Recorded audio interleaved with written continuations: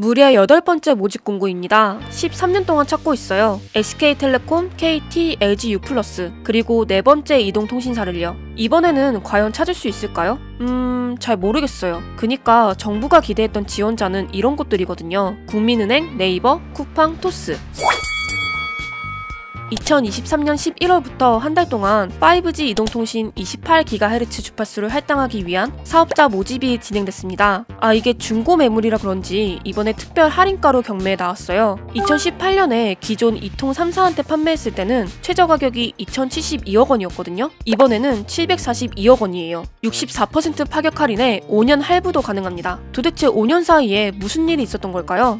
작년이죠. 2022년 12월에 KT와 LG U+가 5G 주파수 28GHz 대역을 반납했습니다. SKT도 얼마 버티지 못했어요. 2023년 5월에 마찬가지로 정부에서 회수해 갔습니다. 그래서 이번에 이 회수한 주파수를 다시 할당하게 된 건데요. 2018년 이통 3사의 5G 서비스용으로 3.5GHz 대역과 28GHz 대역을 할당하면서 당시 정부에서 내건 조건이 3년 안에 회사별로 각각 22,500개, 15,000개의 기지국을 마련하는 거였어요. 만약 실제로 구축한 기지국 수가 10%가 안 될 경우, 그리고 평가 결과 점수가 30점 미만일 경우에는 할당했던 주파수를 반납해야 했는데요. 이 일이 현실이 된 거죠. 28GHz를 할당받으면서 지불한 2,070억 원이 넘는 돈을 3사 모두 그대로 허공에 날리면서요.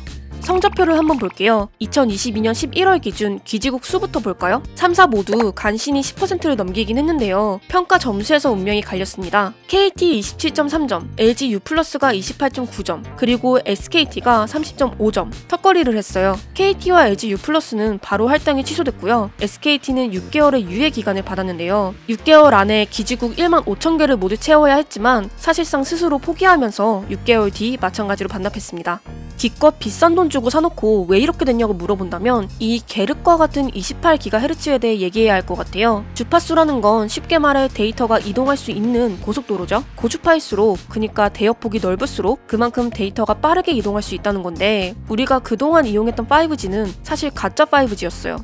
5G에는 3.5GHz 대역과 28GHz 대역이 있어요. 한창 5G가 상용화되던 시기에 통신사에서 이런 식으로 광고했었잖아요. LTE보다 20배가 빠르다. 근데 실제로 사용해보니까 잘 모르겠었죠. 이게 28GHz라면 이론상 가능한 속도인데 우리가 쓰는 5G는 3.5GHz거든요. LTE 속도의 4~5배 정도예요. 아니, 5년 전에 이통 3사에서 2개 대역 모두 할당을 받았었는데 왜 3.5GHz만 사용하고 있는 건데요? 일단 허무하게도 28GHz를 사용할 수 있는 스마트폰 단말기가 현재 국내에 없습니다. 그렇다면 28GHz 대역은 사실상 우리 일반 소비자들, 그러니까 B2C로는 사용하기 어려운 주파수인 거죠. 또 문제가 뭐냐면 주파수라는 게 낮을수록 장애물의 영향을 적게 받거든요. 더 멀리 퍼질 수 있다는 건데, 주파수가 높으면 더 많은 데이터를 더 빨리 전송할 수는 있지만 이 장애물에 굉장히 약해요. 도달거리가 짧으니까 상용화시키기 위해선 기지국을 촘촘하게 짓는 수밖에 없거든요. 이렇게 되면 결국 돈이 많이 드는 거죠. 28GHz 장비 한 대 구축 비용이 업계 추산 3천만 원 정도래요. 15,000개를 지으라고 했었으니까 4,500억 원 정도가 되는 거예요. 그래서 현재까지 최선의 방법은 28GHz 대역을 B2B용으로 쓰는 거였어요. 당초 정부와 이통 3사도 B2B 쪽의 수요를 기대하고 주파수를 할당한 것 같아요. 근데 예상과 달랐던 거죠. 일단 5G 서비스에 대해서 아예 모르는 기업도 많고요. 알고는 있는데 활용 계획이 없는 기업이 2021년 기준 61.4%였어요.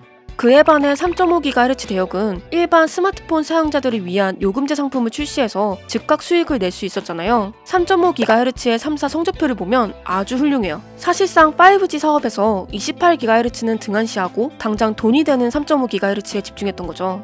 그러면 이렇게 정리가 될 것 같아요. 28GHz 인프라를 구축하는 데만 해도 몇천억 원이 드는데 당장 들어오는 수익은 없어. 그렇다고 향후 몇 년 안에 대대적으로 상용화가 될 수 있을지도 장담할 수 없어. 비록 2천억 원이 넘는 돈을 주고 할당받았지만 차라리 이 돈 포기하고 빨리 손 떼는 게 이득이다 라고 본 거 아닐까요? 결국 이통 3사가 손을 떼버린 이 28GHz의 새 주인을 찾는 과정이 바로 제4의 이동통신사를 찾는 것과 일맥상통하는 건데요. 2010년부터 13년 동안 바라왔던 거 있잖아요. 이통 3사의 독과점 방지와 가격 경쟁, 이런 것들과 28GHz의 회수가 어떻게 잘 맞아떨어진 것 같아요. 사실 3사도 포기할 만큼 결코 쉽지 않은 사업이라 어느 정도의 자본력이 있는 금융사나 플랫폼 기업들에 정부가 기대를 품고 있었던 건데요. 근데 지원한 기업 리스트를 한번 볼까요? 세종텔레콤, 미래모바일, 스테이지5 이렇게 총 3곳이 신청했습니다. 세종텔레콤과 미래모바일은 예전에 빠꾸 맞고 제도전이래요. 어때 보여요? 이동통신 산업에서 현재 3사 체제가 굳어진 건 2002년부터예요. 정부로부터 주파수를 할당받은 소수의 기업만 사업을 할 수 있기 때문인데요. 그니까 만약에 신규 사업자가 진입한다면 20년이 넘는 기간 동안 아주 그냥 공고하게 버텨온 얘네 셋을 상대로 유의미한 점유율을 가져와야 된다는 건데, 이미 국내 이동통신 가입자가 7,600만 명이 넘어요. 그 인구가 5천만 명인데 이미 가입할 사람은 다 가입한 거죠. 결국 제4의 이동통신사는 기존 3사에서 가입자를 뺏어와야 되는 구조예요. 그러려면 서비스 품질은 비슷해도 가격은 더 저렴하고 혜택은 더 많아야 옮겨가겠죠? 서비스 품질을 유지하려면 기본적으로 대규모 망이 필요하고 그에 따른 유지 보수도 매년 막대한 비용이 듭니다. 이동통신 사업이라는 게 결국 대규모 장치 산업이잖아요. 초기에 막대한 비용을 들여서 인프라를 쫙 깔면 오랫동안 수익을 보전받을 수 있는 형태인데요. 근데 이미 선발주자들이 자리 잡고 있는 상황에서 설치 기간과 비용을 고려했을 때 후발주자로선 진입하기가 굉장히 쉽지 않은 거죠. 그리고 사실 통신사업은 이미 시장이 포화되어 있는 동시에 성장도 정체되어 있어요. 최근 몇 년 동안 이통 3사의 영업이익률도 그렇게 높지 않았고요. 5G 가입자 수도 증가율이 1%를 왔다 갔다 하고 있거든요. 아르프라고 가입자당 월평균 매출도 떨어지고 있어요. 더 이상 성장할 수 있는 사업이 아니라는 거죠. 게다가 정부의 규제를 받는 사업이다 보니까 통신비 인하 압박도 계속 있고요. 한계에 부딪히니까 이통 3사도 살 길을 찾기 위해 비통신 영역에서 이런저런 시도를 해보고 있어요. 그래서 요새 다들 AI 하잖아요. 그러니까 기존 사업자들도 다른 곳으로 눈길을 돌리고 있는 마당에 아무리 자본이 많아서 비벼볼만 하겠다 싶은 대기업일지라도 제4의 이동통신사라는 자리가 그렇게 매력적이지 않은 거예요. 정부가 원했던 네이버, 쿠팡 같은 플랫폼 기업들은 아예 고려조차 않는 것 같고요. 국민은행 같은 경우는 이미 알뜰폰이 낫다고 판단한 것 같아요. 알뜰폰은 망을 빌려 쓰기 때문에 막대한 투자금도 필요하지 않고 또 가격이라는 확실한 경쟁력이 있잖아요. 2019년에 국민은행은 KB 리브 모바일이라는 알뜰폰 사업을 시작했는데요. 국민은행 금융상품이랑 연계하면서 효과를 꽤 봤는지 올해 가입자 수 40만 명을 돌파했어요. 그 와중에 이번 모집에 도전한 사업자들을 보면 사실 우려가 될 수밖에 없는 것 같아요. 가장 근본적인 질문은 너 돈 있어? 이거겠죠? 세종텔레콤과 미래모바일이 지난 도전에서 고배를 마셨던 이유도 자금 동원력을 입증하지 못했기 때문인데요. 할당 최저가도 대폭 깎고 기지국 의무 구축 대수도 6,000대로 절반 이상 줄여줬지만 이마저도 결코 적지 않은 비용이거든요. 고착화되어 있던 통신업계에 제4의 이동통신사가 등장해서 매기 역할을 해주고 더불어 막대한 자본력으로 28GHz 인프라까지 마련해줬으면 하는 정부의 바람은 실현될 수 있을까요? 2027년 운전자 개입이 불필요한 레벨 4 완전자율 주행차의 상용화, 2035년 자율주행차 보급률 50% 달성, 그 밖에 가상현실, 증강현실, 스마트시티, 스마트 팩토리 등등 이 많은 것들을 실현시키기 위해서는 5G 28GHz 주파수가 기본이 돼야 하잖아요. 근데 지금 상황은 사실 좀 무리가 있어 보이죠? 미국 컨설팅 기업에서 국가별 5G 준비지수 평가 결과를 발표했어요. 5G를 상용화한 33개국 중에서 한국은 6위에 그쳤습니다. 상용화는 제일 빨랐지만 5G 서비스 주도권은 이미 넘어간 상태예요.